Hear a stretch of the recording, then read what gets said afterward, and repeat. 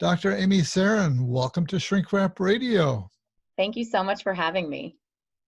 Well, I'm really glad to have you. And we're going to be discussing your 2019 book, The Stress Witch, The Truth About Stress and How to Short Circuit It. So what led you to write this book? So over the last decade or so, I'm a neuropsychologist and I've got clinics in Arizona. And I became a little bit dissatisfied with the status quo and how we were resolving trauma and treating things. And I realized in doing some consulting work with foreign militaries that we really don't need to have PTSD. I think I look at PTSD as something like polio that actually can be eradicated and vaccinated, but we don't need we're exposed to stress all day long. So we actually don't need to inject people with stress. They actually go through it. But if we bring them back to regulation faster after stress, then I think that we can prevent PTSD as sort of a vaccine. And I looked to EMDR therapy, which is one of the #1 therapies for PTSD and trauma, right? Yeah. And I realized that the bilateral stimulation that people used, and for those people who don't know what that is, it's either a kind of a tapping or a buzzing that happens on both sides of your body, or they have people move their eyes back and forth. The bilateral stimulation by itself in the tactile form, which is the buzzing, actually reduces the stress response on its own, with even outside of therapy. So it's kind of like an extract, vitamin C from an orange. And if we take that out and allow people to use it at any time, we can hack into the stress networks anytime and anywhere. And I think that's a game changer. So I started developing this technology overseas and then brought it to the US and commercialized it. And then realized, as I'm looking at the effects of this, realizing that when people's nervous systems just kind of calm down, suddenly they spontaneously think more positively, not by forcing it, but spontaneously. And why does that happen? And now I know from EEG studies why that happens and what's going on. And so I just needed to write this book to kind of talk about this, everything I learned about the stress response, because we've really overcomplicated it. And the basic bottom line is that whenever you are in any kind of a stress state, so you think of a stress switch as being 0 to 10, anytime you're even moderately activated, everything that is great about the human condition and about your humanity starts to shut down. Higher order thinking, patience, empathy, all these things shut down as your stress switch turns on. So it behooves every one of us to keep it low. And we have to kind of understand this in a different way than we've been taught in order to really live our best life with regard to how our stress is fluctuating on a daily basis. And so that's all in my book. Well, there's so much in your book to cover here. There's a lot. Yeah, that's a long. Yeah, that was the condensed version. Sorry. Yeah. From what you just said, and one of the things I appreciated about the book is not only do you deal with a lot of the theory, but you also throw in bits of your own personal journey and some personal experiences with stress as well. But you snagged me here with consulting to foreign militaries. Can you tell us what foreign military you consulted with? I cannot, but I can. I was doing consulting with a group that basically tasked me with how do we choose when people are drafted, especially women in some countries get drafted, right? So how do we make sure, how do we select which ones become the elite, even without any strength and agility testing? And then how would you just do that like remotely if you had to put people into buckets? And then how would we make sure that none of them got PTSD? And if they did, we could treat it right away. Those were my tasks. Wow, that's a big set of tasks. Yeah. Now, PTSD is a notoriously difficult problem. I mean, the U.S. military, VA, is reeling from the number of veterans who are suffering from stress. Yeah. And so, I mean, that's a huge problem. And you're making it sound very simple. Well, that's the point, right? So in my book, I talk about, if your basement starts to flood, okay, you got to take care of that pipe right away. You've got to figure it out and do it. Otherwise, you don't just say, oh, well, this is what happens. I guess let's get a raft and let's float around in this water and it's just going to be what it is. But that's how we treat PTSD. we don't look at it correctly from a neurological perspective, like a tripwire or a landmine in the brain, or a series of, and then they get triggered, and then more landmines happen. We actually overcomplicate what it is neurologically, and then we're confused about how to treat it. But the research is very clear that if someone has a single incident trauma and they get PTSD, 5 to 6 sessions of EMDR therapy will cure that PTSD if it doesn't go on too long. But what happens, just like your basement flooding, is that it's not just about the pipe and a little bit of a leak. Then it becomes, okay, now we've got a mold issue. Now we've got, it's ruined all the furniture because the water has damaged everything. We let PTSD get to the point where it destroys everything. That's the problem. So if I understand you, you're saying that we need to treat it more quickly, to get Yeah, right to it, rather yeah. than letting it fester and expand and so on. Absolutely. And because we're all confused, so we are obsessed with chemicals and consciousness in our culture. And this is Yeah, a big problem, right? Because right. even though the World Health Organization is very clear, when you have PTSD, we don't recommend any pharmaceuticals. You do trauma-focused cognitive behavioral therapy or EMDR, that will take care of it, right? These are well-established scientific principles. And yet we get people going into the psychiatrist and they're getting benzos and they're getting, selective like Prozac and antidepressants and all these things. It's not recommended. Also, we're telling people, and especially men, well, mind over matter, right? You can just think your way down from stress. But that violates the neurology of your body and brain, because when your stress switch goes up, your ability for conscious rational thought goes down. So we're asking people to do things that are not able to be accessed in the moment when they need them, and it's very ineffective. Yeah. So a lot of the stress reaction is in the old brain that we are not conscious of, right? And Right. and you're saying we're asking people to use their cortex, which is where a rational um, and conscious thinking occurs, but that we can't access the real root of the problem that way. Is that right? Right. And yes. And let's be very clear what the root of the problem is. The root of the problem is your nervous system activation, is the stress switch going up. And it goes up without your awareness, right? So we used to think, oh, I see a snake, I recognize a snake, I go into fight or flight.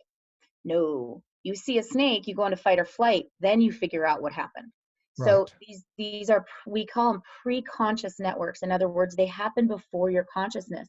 So right now, your stress switch and my stress switch is actually fluctuating without our awareness. And if we were aware of how it fluctuated, we wouldn't really have mind share to do anything else. So we have this salience network in the brain that's integrating all the sensory information, and it's deciding what to do with our stress switch in every moment. And so that's why if you and I heard a loud boom right now, we would go into fight or flight, and then our consciousness would come back online, and we would, once we were calm, and then we would, slowly calm down. But our bodies are meant to react in milliseconds to any sensory information. Therefore, we can hack into the system with sensory input. And people are like, oh, like a warm bath or like music. Okay, that's great, but I can't do that at my desk at work.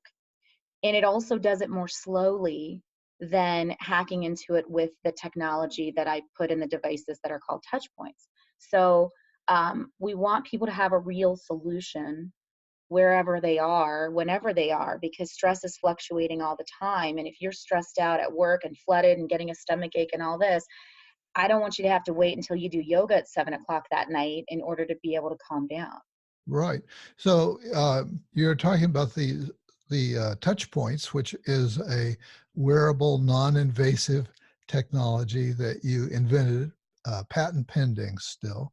You sent me a sample pair of the touch points, and basically they're little vibrators that I could hold one in each hand, or I could put inside my socks, or I could have bands like the watch band that I have for my watch.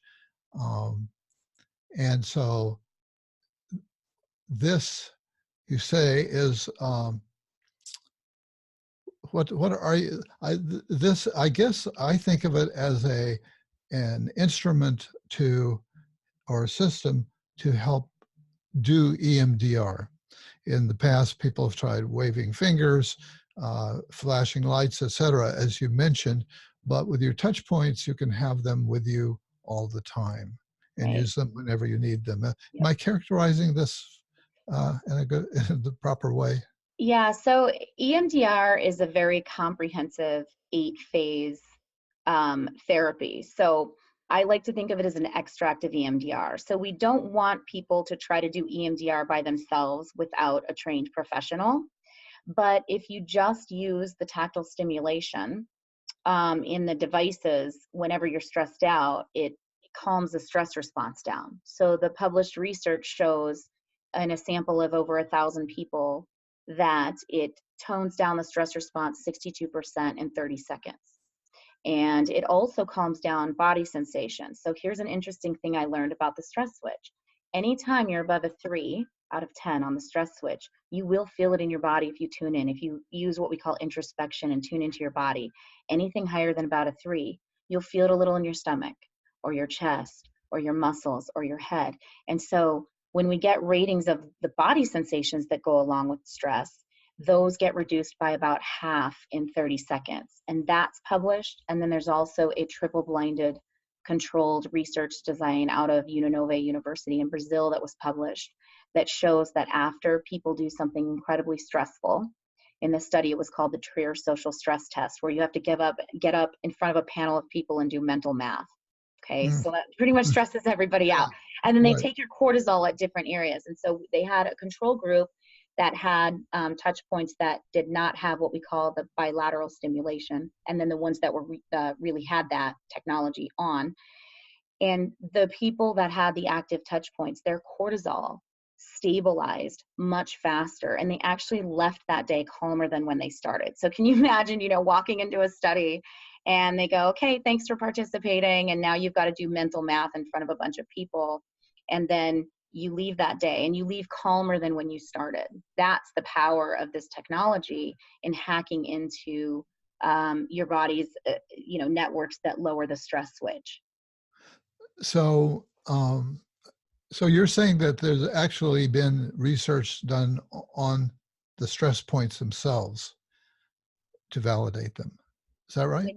When you say the stress points, I'm I'm not sure sorry, what you. I meant the touch points. Oh yeah, the touch points. Yes, there are 2 published studies, and there are several studies in the works that are not yet published. There's also theory papers from our scientific advisory board, which include the head of pediatric sleep at Harvard and the head of pediatrics at Johns Hopkins. And so this technology and these applied methods are really gaining a lot of ground.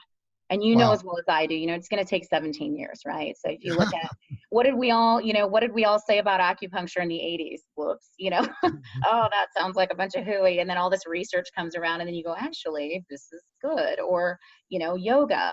Like I just got something from my doctor last week because I have some low back issues from time to time. And he's like, here. And it was all these things to do at home. And it was all yoga poses. I go, so you want me to do yoga? And he's like, yeah. I'm like, well, I'm impressed that you're my MD giving me this, but it took them 40 years to come around to it, Yeah, So yeah. yeah. Yeah, you mentioned something called the salience network. And so tell us about that. I mean, to me, salience means something to pay attention to, Right. the Yeah, stuff that's exactly. going on that I need to pay attention to. So if you think about the brain as, let's say a medieval town, right? You have sentries all around that they're actually going to report, they're only going to report to you what is salient, what is important. So if there's just Mhm. some cows in the field, they're not going to bring that to your attention. But if there's a lot of, people with armor and, knives and swords coming towards you, they're going to alert you and put you on high alert. So right now, there are tons of pieces of sensory information that you're not paying attention to because you don't have the mind power to pay attention to everything. This is the network that's picking for you what you get to pay attention to. In other words, you're not paying attention to how your socks feel right now or how your earbuds feel in your ears. And if you are, it's probably a faulty salience network that's agitating you. And that's exactly what happens in the autistic brain. Okay. And that's why the technology works so well for autism, by the way. But you don't Wait, get to pick. was that last bit I a just little threw bit? that in there, right? Why it works for Yeah. autism. Well, Yeah. We can actually diagnose out of Berkeley. There's a group that can look at an EEG and diagnose autism pretty accurately just based on looking at the salience network. Because the salience network is integrating sensory information and then deciding what to do with your attention and what to do with your stress switch. And if you think of the autistic brain, kids with autism have a really hard time when a light comes on, or when the air conditioner comes on, or when somebody moves in front of them. It actually puts them into fight or flight, which makes them then want to avoid things. And also, the salience network is not allowing them to focus externally. They're more internally focused. So it's a big problem with this network. So when you put these on autistic kids, there was a study done out of the UK that showed a 72% reduction in self-harming and disruptive behaviors. And if you think about an autistic kid in the classroom, banging their head, hanging, hiding under their desk, running out, all of those are fight or flight behaviors, and they require the salience network to be putting their stress switch on high, and then they become reactive behaviorally. If you keep that low, then the behaviors don't happen. So that's how that's working. Okay. Now say a little bit more about the stress switch. I think of a light switch. I think of something kind of external. Evidently, you're referring to one or more networks in the brain when you talk about the stress switch. Mm-hmm. So the stress switch is basically when it's low, you're in your parasympathetic activation, where that's your rest and digest nervous system. That's when you're calm and you're focused and everything's fine. That's a low stress switch. Stress switch all the way up to the top is you're in full-blown fight or flight. And where you are on that, you want to think of it as a dimmer switch. Where you are on that dictates how clearly you can think, how positive your thoughts are, whether or not you can plan and organize, whether or not you are in your body's in an inflamed state with stress hormones. Okay, that's very important. So we think of this as people having kind of a general default. So I had a pretty good childhood. If people are growing up pretty well and they've got good genetics, their stress switch is kind of probably their default is pretty low. But if somebody grew up in a very traumatic environment, or if they have genetic OCD or generalized anxiety, their default stress switch is high. And then within that, it fluctuates every millisecond. So stress is the moment to moment, like if you have a trigger, it's what happens to your stress switch. That's what stress really is. And people say, oh, I'm stressed because I have a mother-in-law. Well, you're stressed because whenever you think about your mother-in-law or whenever you see her or interact with her, your stress switch goes up. So let's be clear that someone else with a mother-in-law might not activate their stress switch. So it's your individual body and brain's reaction to a particular trigger. And the trigger can be a thought or something sensory. And that's very, very important because everyone's thinking about it as though we're controlling this all with our thinking. And it can go easily very, very up, very high with one thought. But then if you try to use your thoughts to turn it down, it doesn't work. And this is why mind over matter leaves a lot of people frustrated with themselves. I know I shouldn't be upset, but and then their nervous systems or their stress switches are still a 7 or an 8. We have to stop using this inefficient conscious network to try to control the salience network. It doesn't work. But the sensory motor stuff does work. The touch points do work and other methods. Well, there's a place I'm jumping way ahead in your book now, because there's a place where you talk about cognitive distortions, which would be typically in the context of cognitive behavioral therapy, which would be a very rational kind of thing, looking at these cognitive distortions. I've got them here. You've got myth of rationality, I guess it is, filtering, polarized thinking, overgeneralization, catastrophizing, representativeness heuristic, I don't know what that is, personalization, control fallacy, fallacy of fairness, emotional reasoning, heaven's reward fallacy. So if you want to talk about any of those, you can. Sure. But what I'm wrestling with now is, where do those come in if it's all neural, and finding a quick way to come down using bilateral stimulation? What's the relationship between those? Right. It seems like they might be mutually exclusive because I'm sort of bagging on our consciousness, right? But then in my book, I talk about all these cognitive and behavioral strategies. Well, we need both. So when you think about what fuels your stress switch to go high, a cognitive distortion can actually fuel that, right? So if There's one fortune telling, right? Where if somebody comes in and tells me some news at work, my brain automatically starts saying, oh, well, now this is going to go bad. Okay, this and that.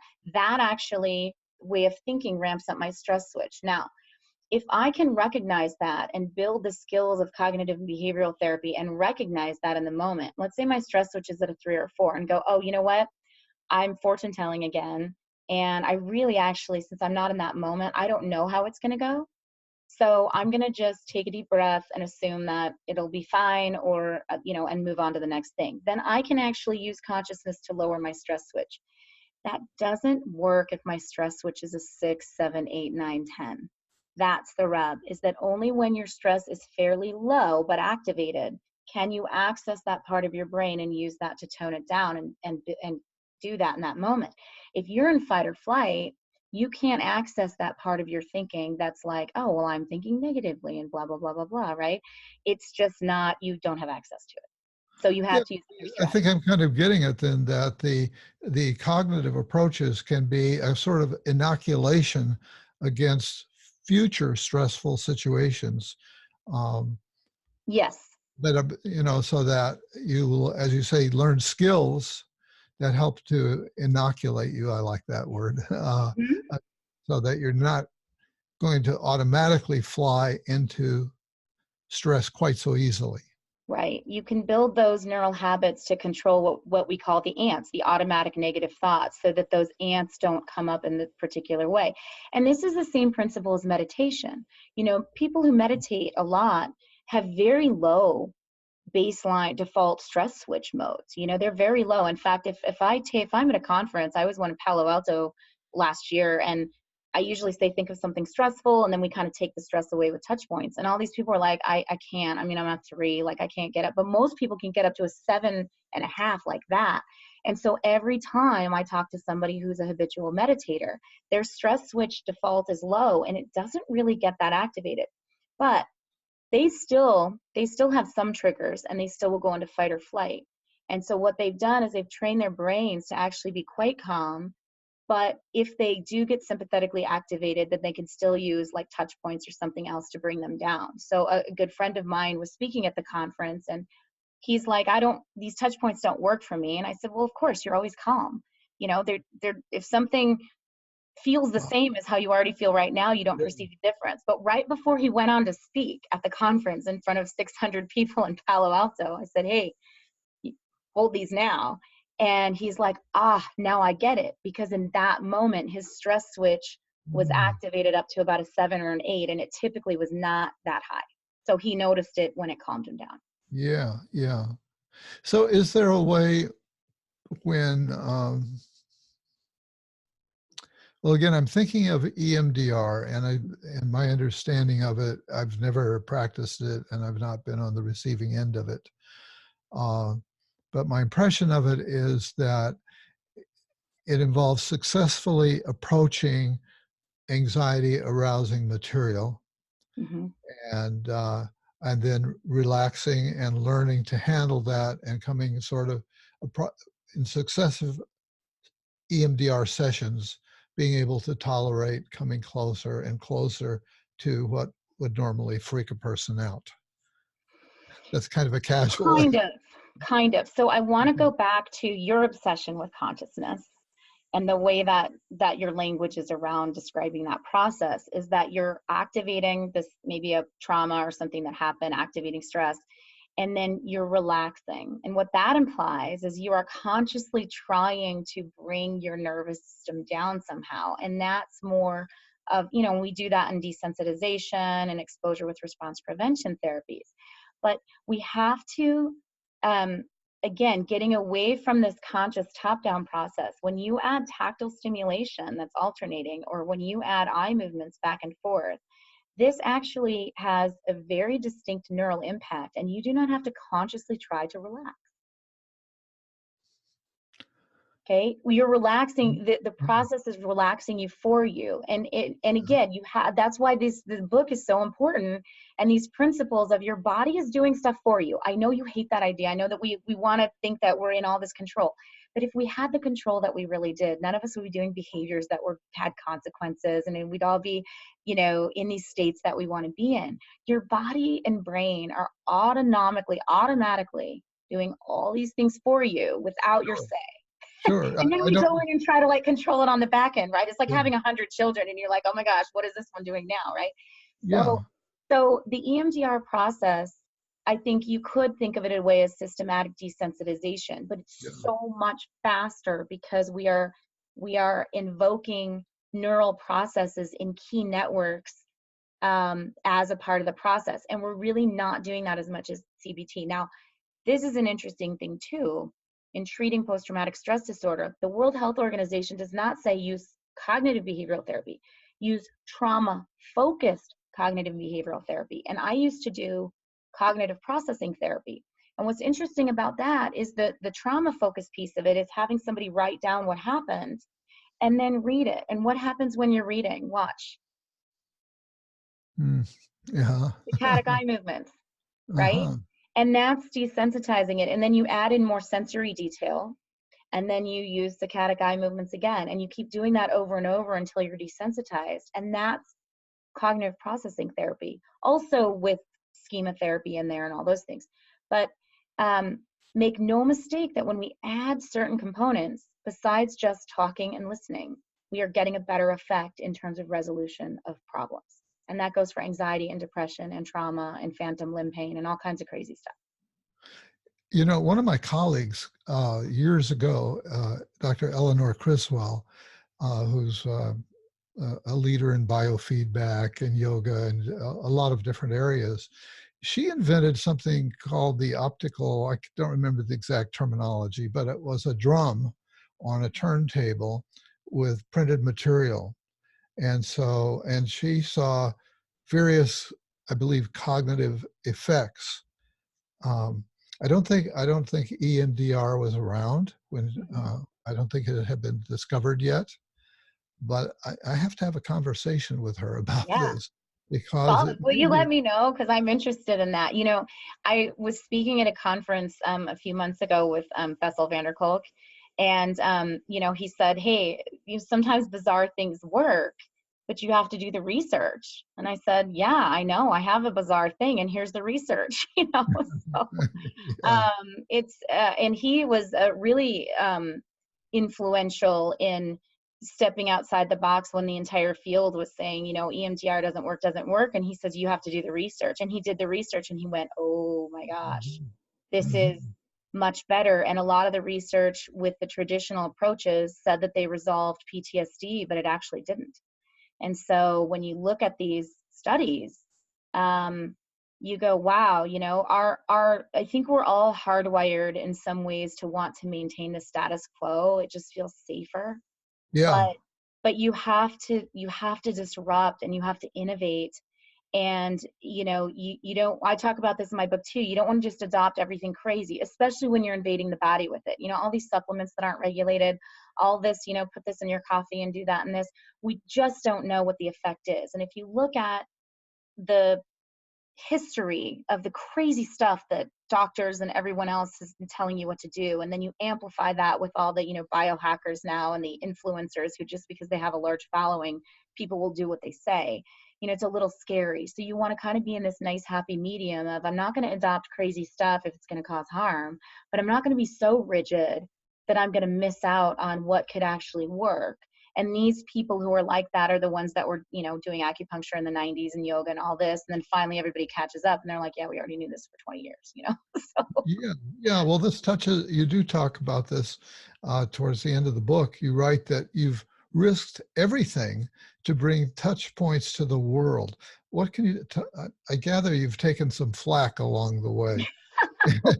Tell us about that. mostly, I'm always. mostly from neuropsychologists, mostly from my own tribe that are like, well, there's this kind of narcissism and this sort of I think what people go through is number one, like, well, then show me the study. I'm like, here's a study. Well, show me a double blind study. Here's a triple blind study. I need to see 8 double blind, triple blind studies. And I'm like, and then there's this cognitive dissonance, like, Am I going to be, therapists sometimes when I'm talking to them about this, get this scared look in their eyes and they're like, do people need me anymore? And I'm like, yeah, yeah, they need you. They need all of it.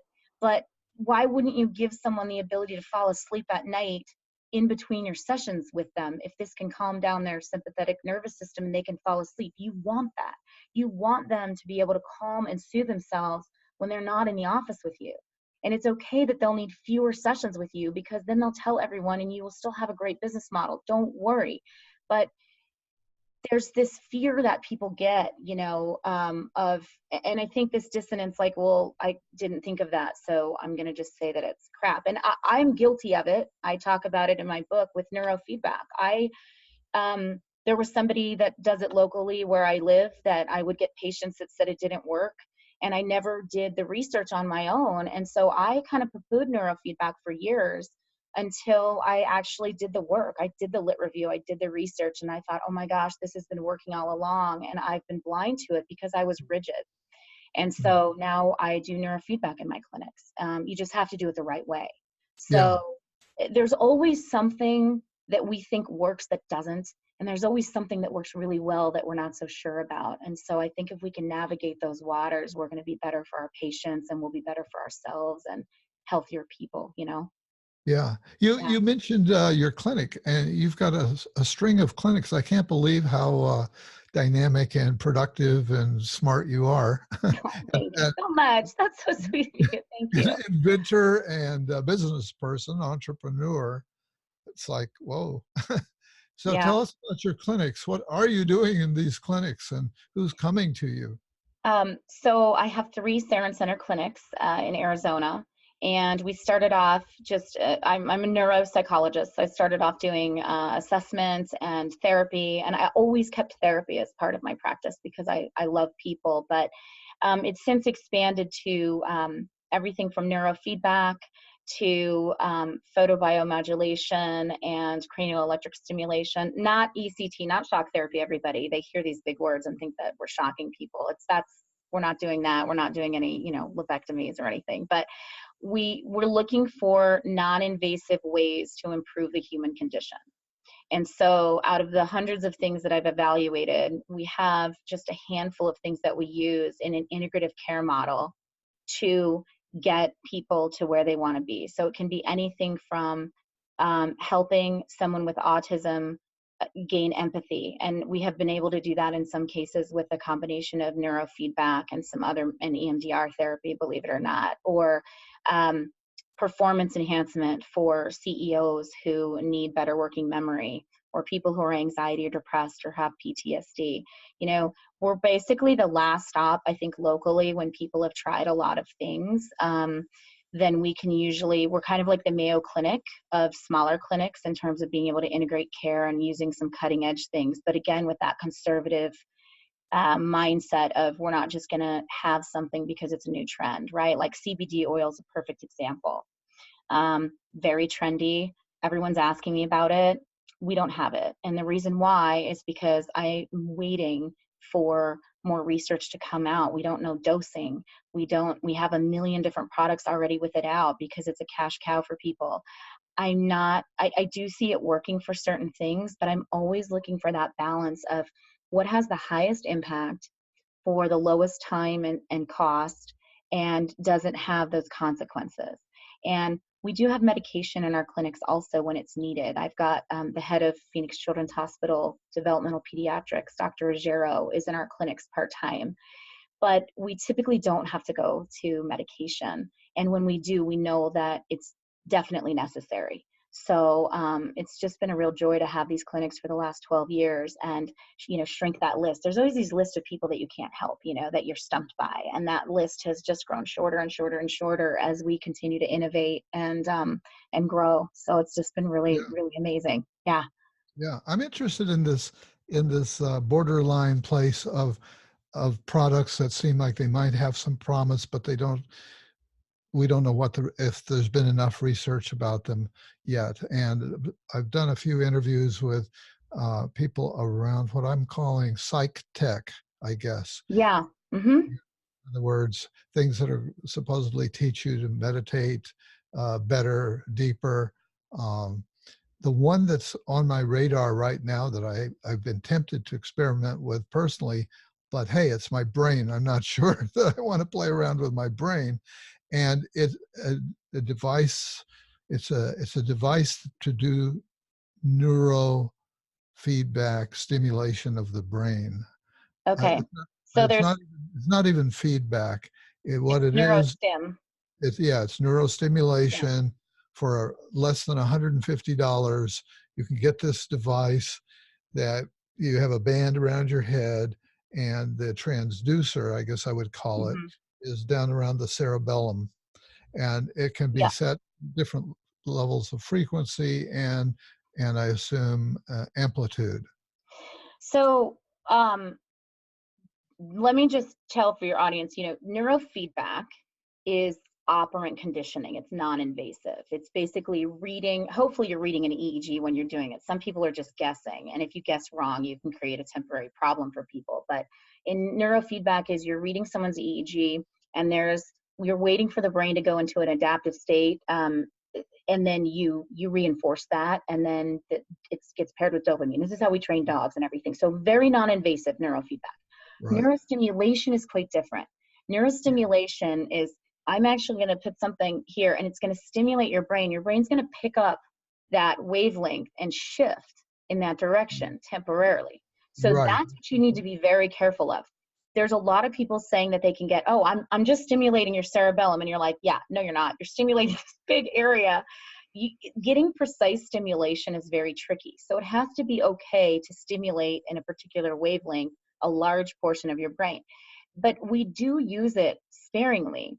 And I'm comfortable with a few ways, a few products that have done research on those products. And you have to be very careful because a lot of products will give you research from that was not done on their product, but it's in the same category. So for example, there's a product called AlphaStim, and it's cranial electric stimulation. So you clip it to your ears and it stimulates the eighth cranial nerve.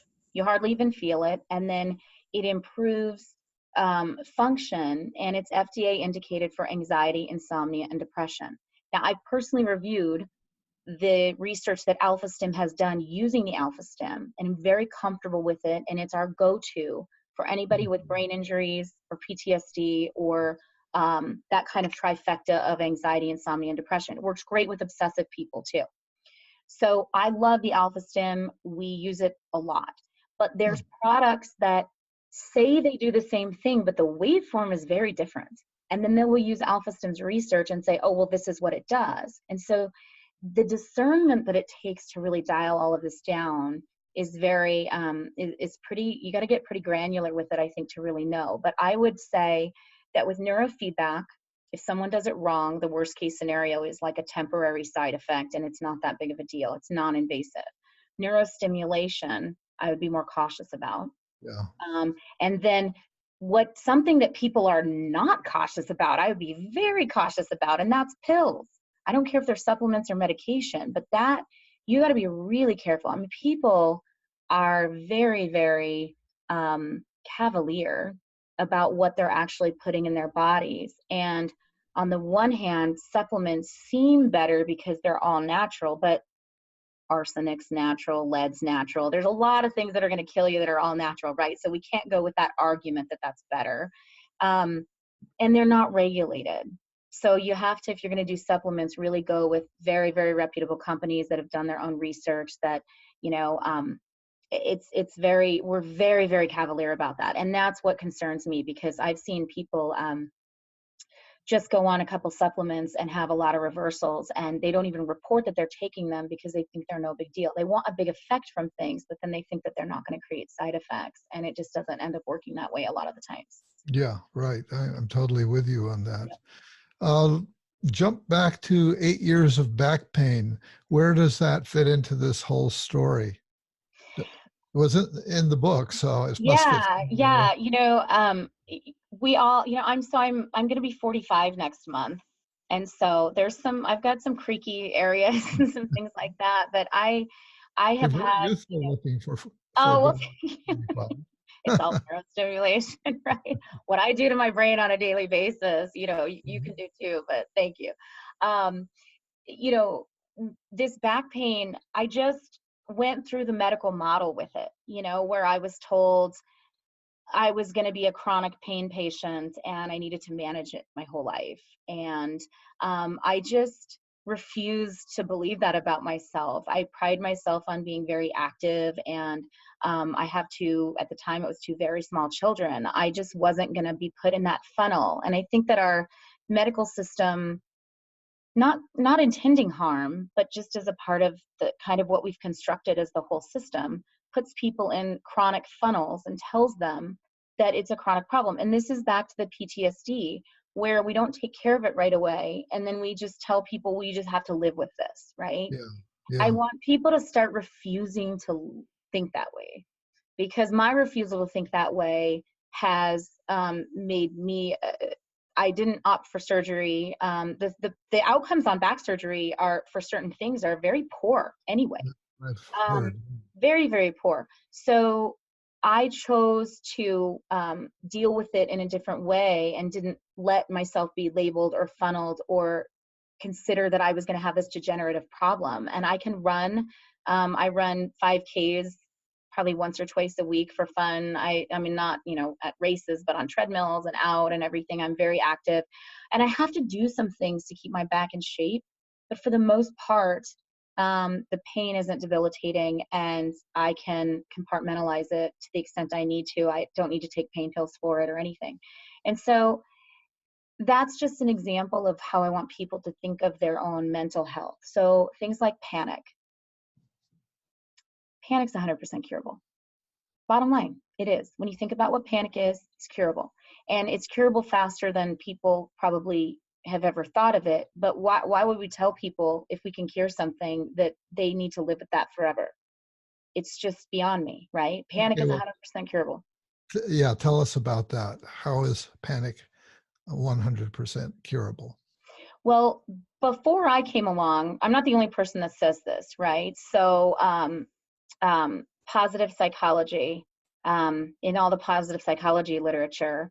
Oh my gosh, I'm blanking on his names. It's not Martin Zimbardo. Seligman? Yes, Martin thank you, Seligman? Seligman. Seligman has been saying this since the 80s and 90s. We can cure it with cognitive and behavioral therapy. It just takes longer to do that than with some of the methods now. But this has been known in our community for upwards of 30 years, but people are still not coming around to it. And when patients come into my office, they say, well, I say, what's your goal? And they go, well, I just want to be able to cope with my panic. And I go, that's an awful goal.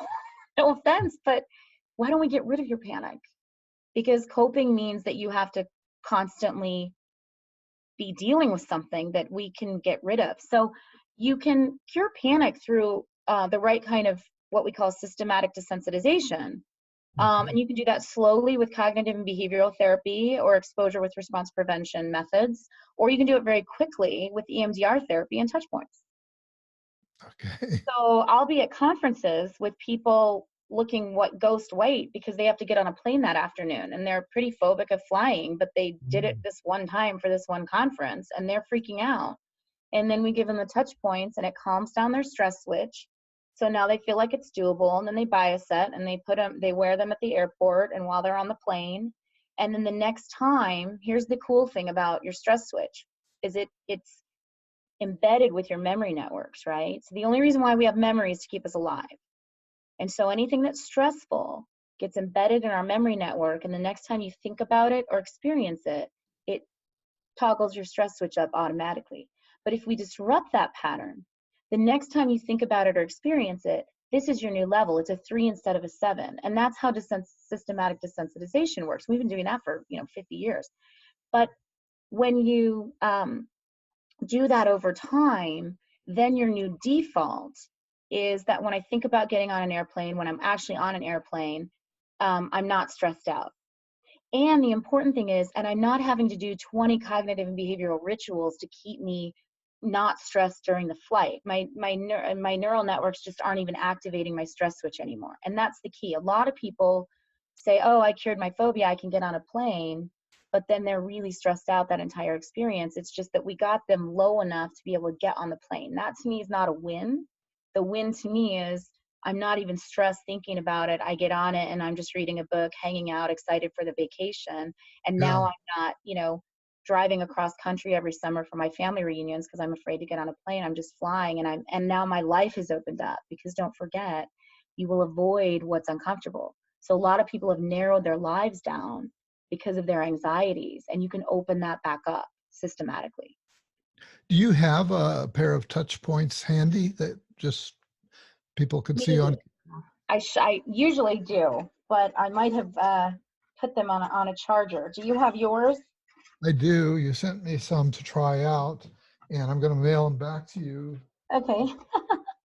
I don't have mine with me right now. I'm not in my normal office, Okay. but I can describe them if you'd like. Oh, I've got them here. Okay, great.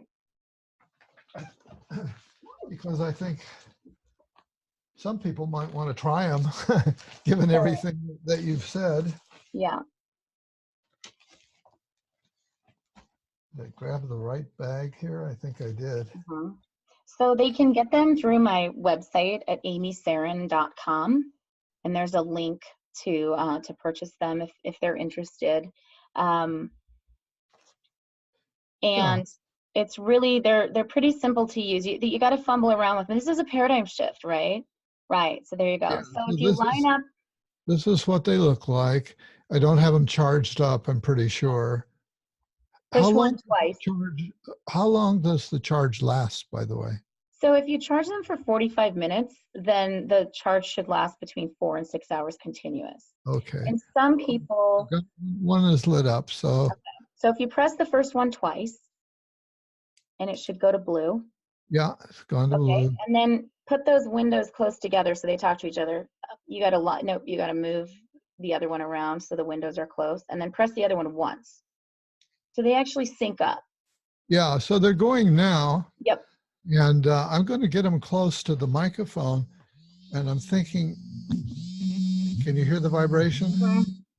And so they're alternating left and right, Mm-hmm. vibrating. Right. So this is what we're talking about, folks. Right. So it's interesting because Yeah. I would love it if we only needed one, but you need two in order to hack into that salience network, and they have to be alternating and they have to be bilateral. So if you put two on one side of your body, it's not going to work. You have Yeah. to have them on either side of the body. So they can be in tank top straps, can be in your hands, your pockets, or your socks. They don't have to touch the skin. And there's 3 settings on the set that you have. So you have touch points for calm. And the only difference between touch points for calm and touch points for sleep is, for sleep, we have little zipper pouches that dull the vibration sound a little bit. And it's more comfortable for sleep than if you're wearing them on your wristbands. But any of them can be used at any time just as their own. What you showed, just the devices placed in clothing or pockets or socks or hands. And so usually if someone's in an acute state of stress, it will lower their stress 62% in about 30 seconds. But that's just if you're thinking about something or you're feeling kind of amped up. But let's say you're giving a presentation. You want to have them on the entire presentation. And when your stress switch fluctuates up, the touch points, according to the research, will actually lower the stress faster. So people love these high functioning, CEOs and people who are giving, professors and everything, because you get all this adrenaline and you get all this stress. And even though you might like speaking, at the end of the day, you're exhausted, and you'll be a lot less exhausted at the end of the day if you have these on when you're in that prolonged. Also, for people who go to trade shows, interesting thing about the Salience Network is that what is it doing, right? It's integrating sensory information. So when you're at a trade show and it's bright lights and tons of people talking and just constant stimulation overload, you're actually going to be going into a state of stress because of that sensory information. And if you have these on, yeah, I can really attest to that. right. Sometimes I don't go to like big podcaster conferences because I get so amped up that it's kind of overwhelming. This is the exact same process as the autistic children feel like when they're just in a regular classroom, Uh-huh. right? Yeah. So But when we typical, neurotypical in people, when we're exposed to certain kind of stimulation, like if you were at a concert with music you didn't like, you'd be very stressed out, you'd be very activated. But if you have these on, you would actually be able to tolerate it more and have more energy left over, because the stress, the neurochemicals of stress are very depleting. And so that's the name of the game, is we want these things low. And it's funny, when you're talking about conferences, I was thinking about one I was at, and a gentleman who was very fit, we were walking outside to meet, and he grabbed this enormous cookie, right? Because they leave all these snacks out for break, and they have to have, why do they have all these snacks? And everybody's just eating them up at these conferences because they're stressed out. So he sits down, and I said, Colin, how bad do you want that cookie? And he goes, I'm not going to lie, really bad. I go, put it on a rating scale, 0 to 10. He goes, like an 8. I hand him the touch points, and I go, how bad do you want it now? And he goes, 2. When you don't, and teachers will tell you this, right? If they have an easy day, they don't come home and pop open the wine. But if they have a really rough day, that wine sure is good at 5 o'clock, right? When you don't have stress to regulate, your body doesn't signal you to do the behaviors that are going to regulate it, right? And this includes addictive behaviors. This includes craving behaviors. Well, have you tried any testing of this in weight loss scenarios? We haven't done that research. Right now, the focus is really on stress and sleep and productivity. So I just, one of our centers just went into a startup in Arizona. It's this former co-founder of LifeLock has a new startup, and we're doing the corporate wellness. And so we're doing a lot with the Touchpoints in more of a corporate wellness platform. Then a large Fortune 60 insurance company has done a study in their corporate wellness program as well with some of their customer service agents, and found about a 16% reduction in stress over a Wow. few-week time period. So we're focused on those areas. We just don't have the bandwidth to go into everything, but it But will work. you It must will go work for into cravings. But I use it in addiction. my clinics to disrupt bulimic behavior and also addictive behavior. So it's Yeah, a cornerstone of anybody that we treat that has an addiction or a compulsive behavior.